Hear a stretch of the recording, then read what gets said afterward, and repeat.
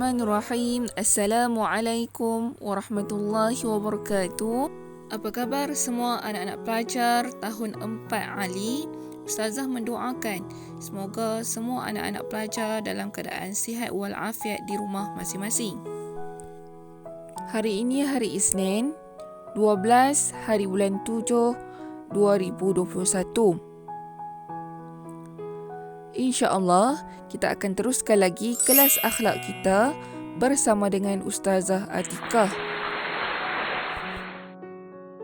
Sebelum kita teruskan kepada kelas kita pada hari ini, Ustazah nak kita sama-sama menadah tangan untuk membaca doa sebelum belajar. Bismillahirrahmanirrahim. Allahumma aftah alaina hikmataka wa anshur alaina min khazaini rahmatika ya arhamar rahimin. Bismillahirrahmanirrahim. Rabbi shrah li sadri wa yassir li amri wahlul 'uqdatam min lisani yafqahu qawli. Amin. Tajuk kita pada hari ini ialah adab dalam majlis. Hasil pembelajaran, murid dapat yang pertama, baca dan fahami maksud hadis. Yang kedua, murid dapat menyebut adab-adab ketika dalam majlis. Dan yang ketiga, murid dapat senaraikan perkara yang perlu dijaga ketika berada dalam majlis. Okey, kamu boleh buka pada muka surat 27. Okey, kita lihat pelajaran yang ketujuh iaitu adab dalam majlis. Okey, kita baca sama-sama hadis ini. Okey, Ani bin Umar radhiyallahu anhuma qala Rasulullah sallallahu alaihi wasallam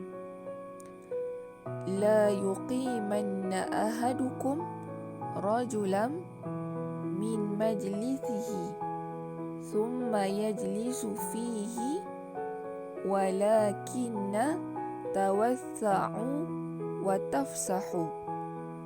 Maksudnya, daripada Ibnu Umar radhiyallahu anhu berkata, sabda Rasulullah sallallahu alaihi wasallam, janganlah seseorang menyuruh orang lain yang duduk beralih ke tempat lain dalam majlisnya kerana dia ingin mengambil tempat tersebut. Akan tetapi, hendaklah kamu memberi ruang supaya lebih luas.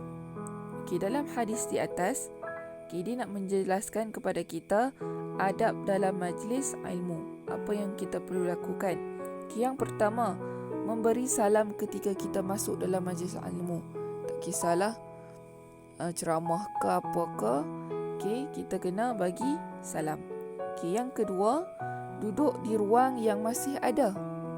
Jika ada ruang di antara dua orang, contohnya kat situ ada si Abu dengan si Ali, kemudian di tengah-tengah mereka tu ada ruang. Jadilah kita kena minta izin terlebih dahulu sebelum duduk di antara kedua-duanya.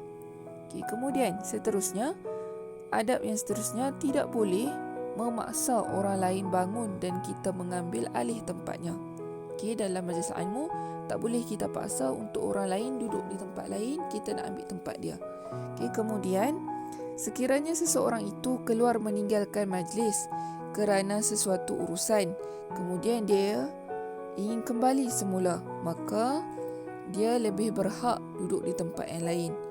Kalau kata kita keluar sebab ada urusan lain, kemudian sekejap lagi kita nak mai balik, seeloknya kita tak perlulah nak duduk di tempat kita. Maksudnya kita duduk di tempat yang lain. Mungkin ada orang yang dah ambil tempat kita. Kemudian seterusnya, kamu boleh buka pada muka surat 28. Semua dah buka pada muka surat 28. Kemudian kita lihat lagi. Adab dalam majlis, sekiranya majlis itu dibuat dalam satu halaqah. Halaqah bermaksud bulatan. Yang macam kita buat di sekolah tadarus. Kita dilarang duduk di tengah-tengahnya. Kemudian kita pergi kepada perkara yang perlu kita jaga ataupun perkara yang perlu kita pelihara ketika berada dalam majlis. Ialah yang pertama, dengar baik-baik, duduk dengan tenang dan sopan. Seterusnya, tidak bermain-main dengan janggut ataupun cincin yang dipakai. Kemudian, tidak mencongkil gigi. Maksudnya kita tak korek gigi lah. Kemudian, tidak mengorek hidung tanpa sebab munasabah. Kalau kita korek sebab kata, okeylah. Kalau saja tu, tak boleh. Patutnya kita kena jaga.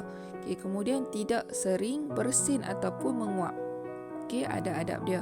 Kemudian, tidak banyak bergerak-gerak ketika dalam majlis.